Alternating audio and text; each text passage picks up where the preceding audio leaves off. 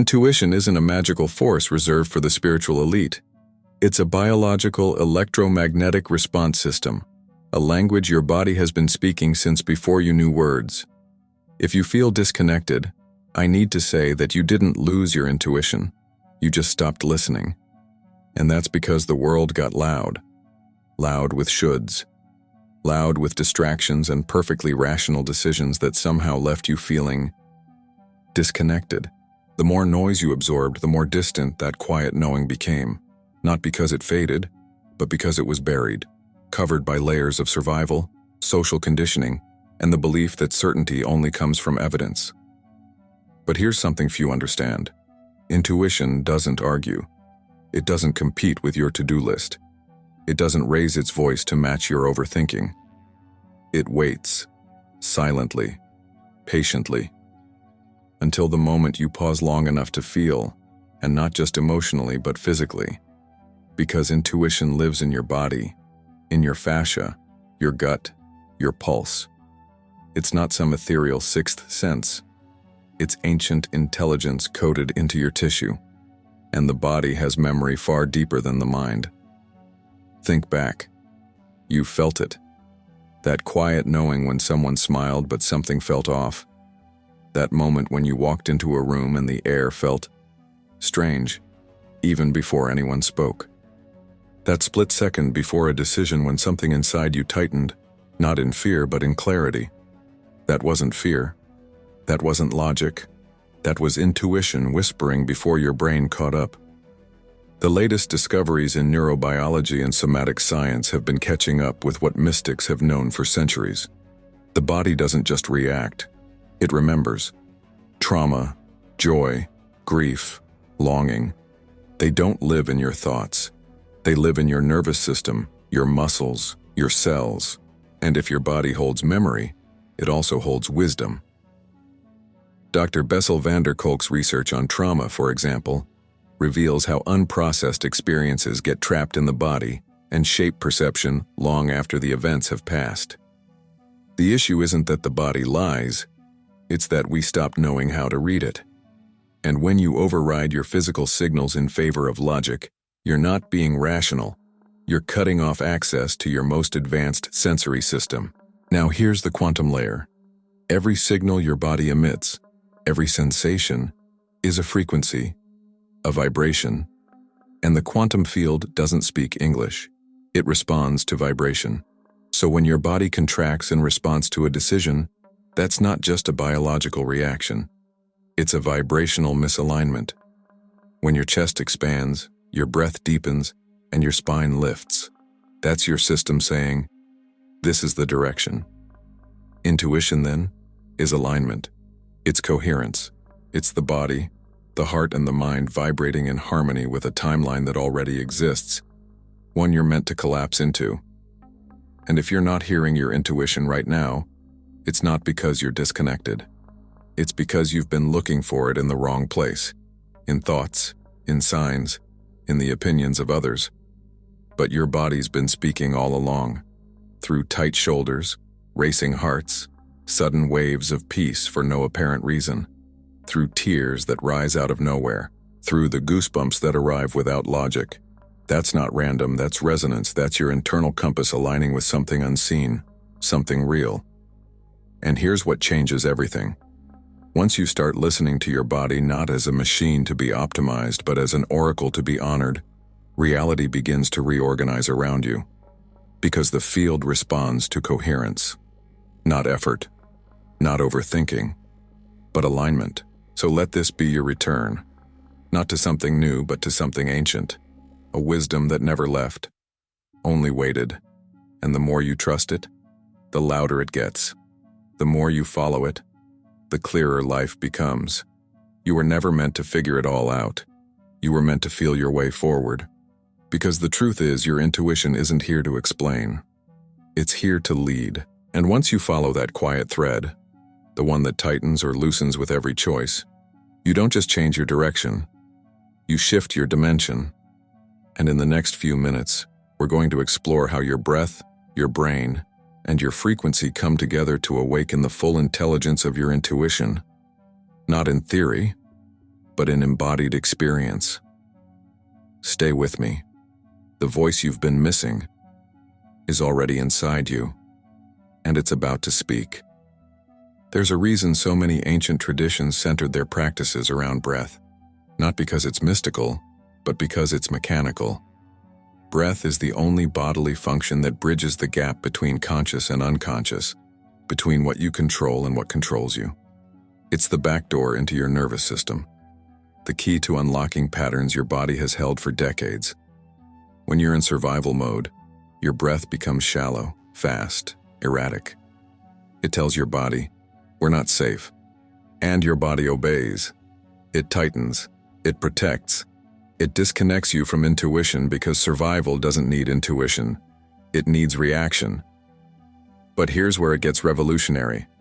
The moment you change your breath, intentionally, slowly, deeply, you send a signal to every cell that the danger is over, that it's safe to come home, safe to feel, safe to access the parts of you that don't just respond, but know. Dr. Joe Dispenza teaches this in his work with elevated states of consciousness. He uses breath to pull energy up the spine, activating dormant circuits in the brain and shifting awareness into the quantum field. This isn't just metaphysical poetry, it's biological precision. When you breathe in a certain way, you stimulate the vagus nerve. You shift your nervous system from fight or flight to rest and restore. You go from defense to openness.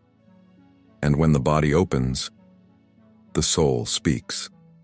Breath is the bridge. The ancient yogis knew it. Modern neuroscience proves it. Inhale with awareness, and you begin to interrupt the habitual patterns that keep your mind looping in stress, fear, and overthinking. Exhale fully, and you create space. Literal space in the brain and energetic space in your field for something new to emerge. That something is often what you've been asking for all along, but couldn't hear over the noise of survival. You see, intuition doesn't thrive in chaos.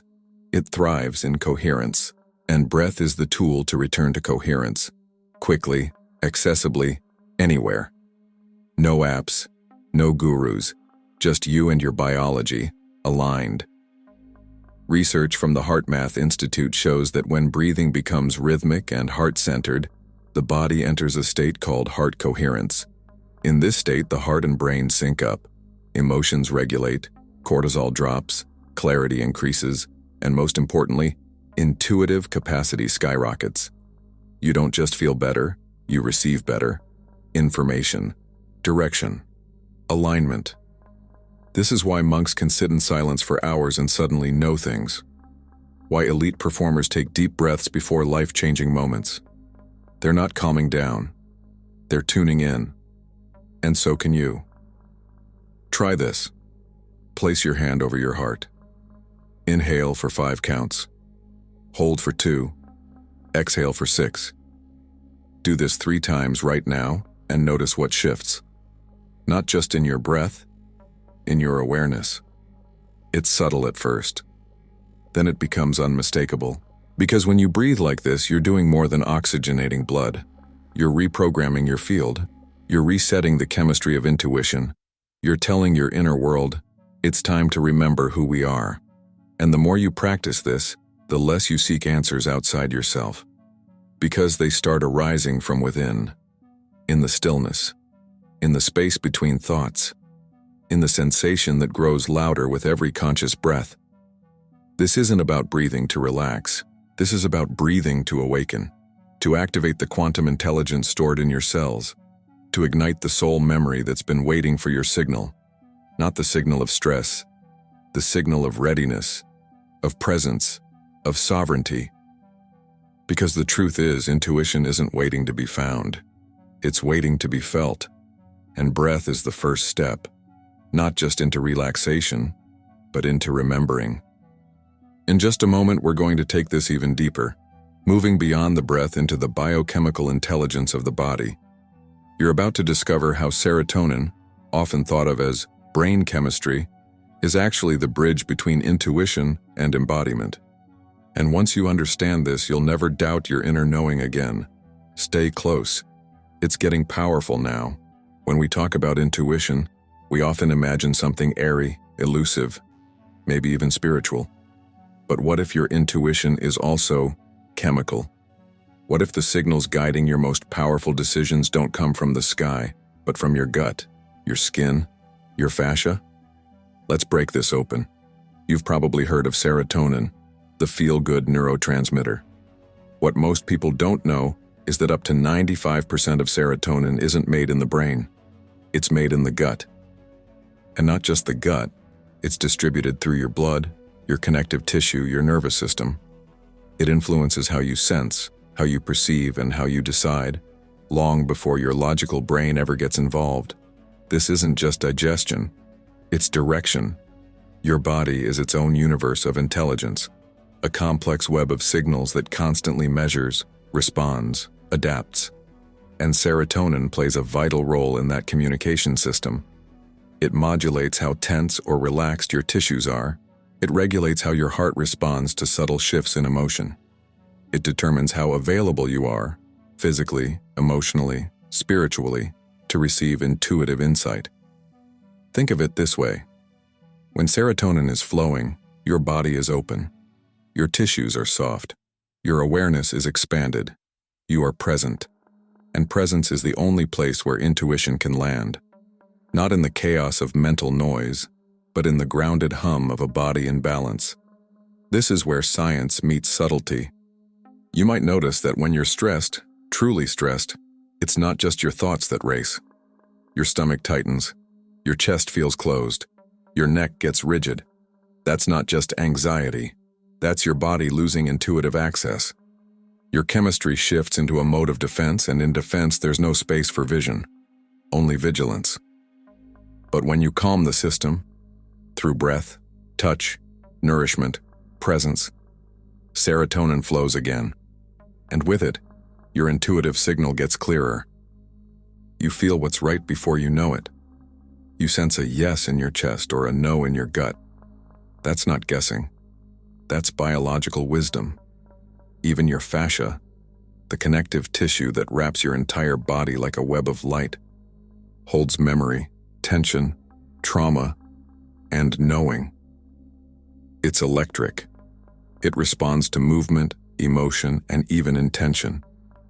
When you move with awareness, when you stretch or shake or breathe deeply, you're not just releasing muscles, you're activating the deep antennae of the body that speak in feelings, not words. You see, the body doesn't lie. It doesn't rationalize. It doesn't negotiate with logic. It feels instantly, honestly, and without agenda. That's why the most intuitive people aren't always the most spiritual. They're the most embodied. They're tuned in to the cues beneath the mind. And here's where it gets quantum. The quantum field, doesn't respond to what you think. It responds to what you are.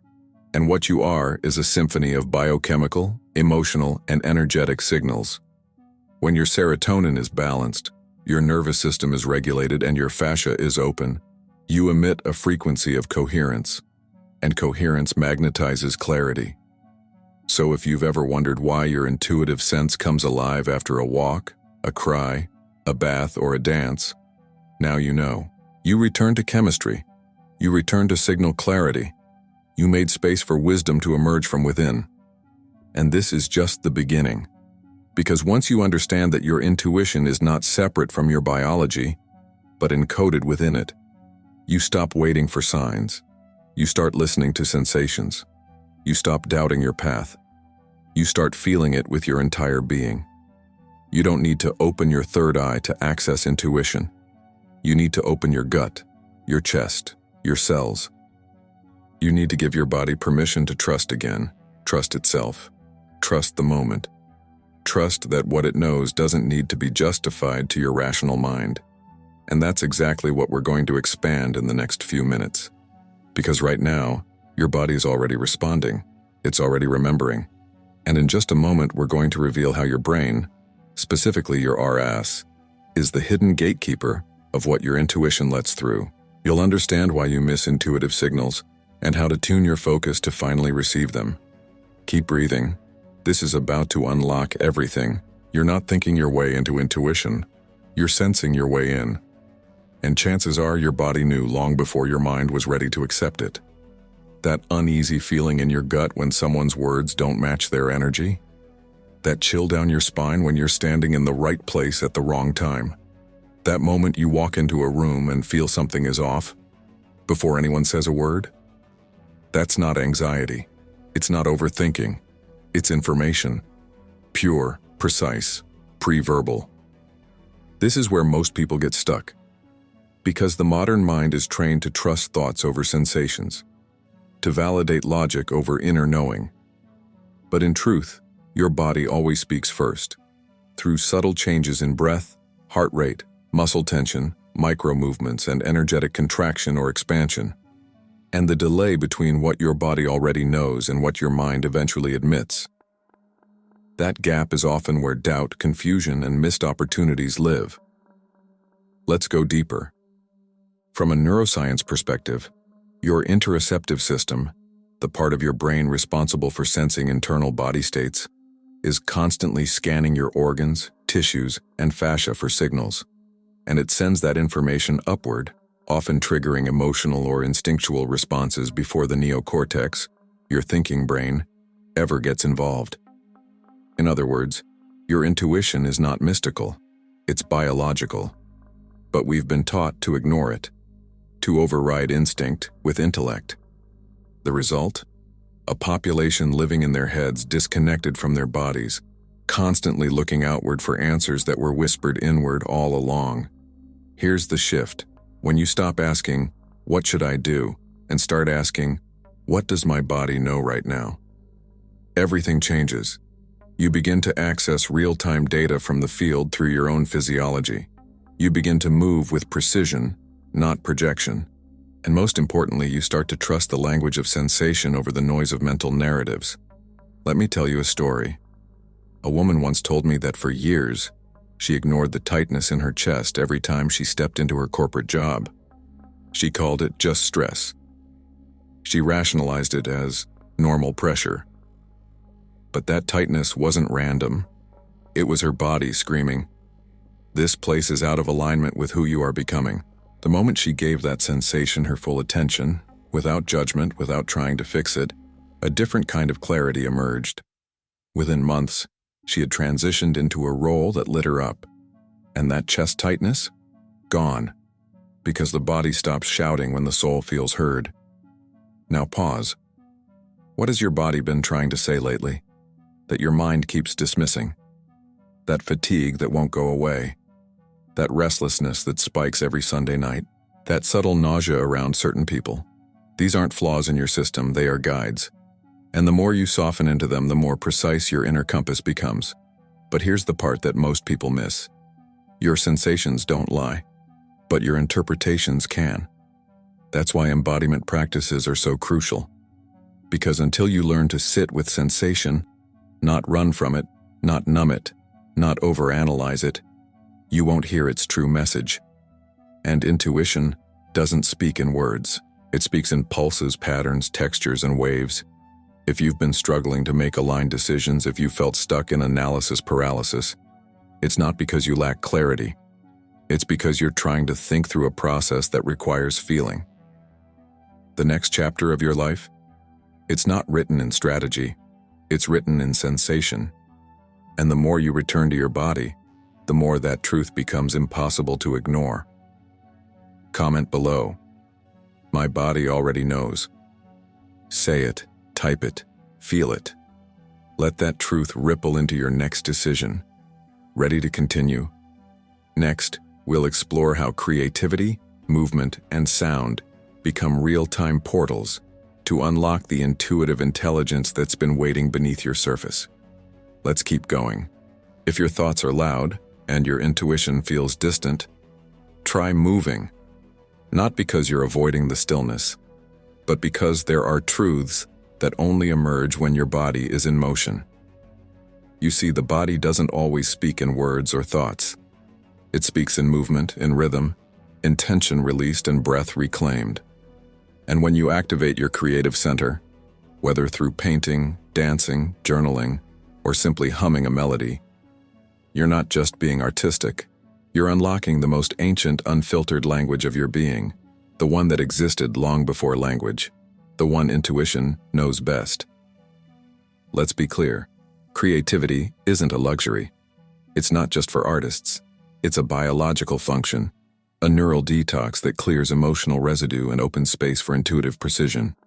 And this isn't just poetic, it's backed by neuroscience. When you engage in spontaneous creative action, like free drawing, singing without lyrics, or dancing with your eyes closed, you shift brain activity from the default mode network, associated with repetitive thinking and ego identity, into the limbic and sensory systems which are directly tied to emotional memory and bodily awareness. What does that mean? It means creativity quiets the ego and amplifies the intuitive signal. There's a reason so many breakthroughs happen during a long walk, or why ideas drop in during a shower, or why a 5-minute sketch can reveal what 5 hours of overthinking never could. It's because creativity unhooks the mental filter and lets deeper intelligence rise to the surface. A woman once told me that after years of talk therapy, she had a single dance session, just her, music, and a candle-lit room, where she moved without thinking. In less than an hour, she felt something inside her shift. Tears came, not from pain, from release, from remembering. She said, "That one movement taught me more about what I was holding than years of analyzing ever could." Why? Because the body holds what the mind avoids, and intuition lives not in clarity but in courage. The courage to feel without needing to explain. Now think about your own life. Have you ever found yourself doodling while on a phone call, only to look back and realize that your drawing captured exactly how you were feeling? Have you ever journaled without agenda and discovered insights that stunned you? That wasn't random.